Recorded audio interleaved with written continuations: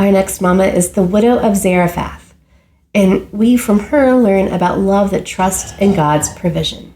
So in 1 Kings 17:8-16, a widow and her son were facing starvation when the prophet Elijah came to her.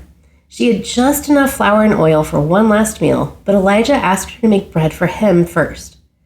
She obeyed, even knowing that she and her son were probably going to die of hunger, but God miraculously provided. The flour and oil never ran out.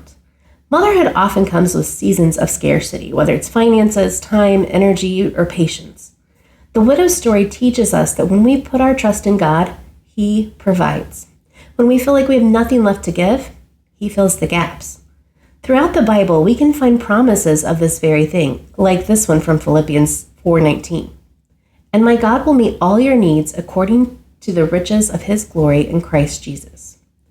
So let's talk about how to practically apply this.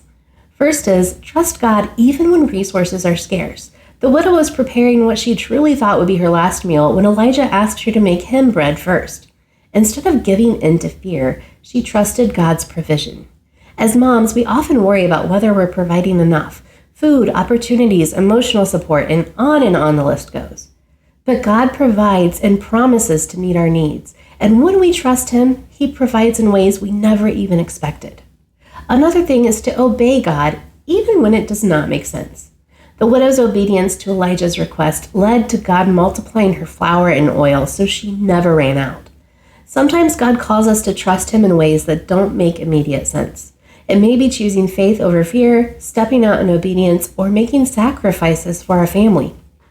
Even when we don't see the whole picture, we can trust He is working for our good. And then we also want to make sure that we're relying on God's strength in hard seasons. Later in her story, the widow's son became sick and died, and she cried out in grief, as we can read about in 1 Kings 17. But through Elijah's prayers, God brought her son back to life. When we walk through painful seasons with our children, illness, struggles with faith, or other difficult circumstances, we can bring our heartache to God.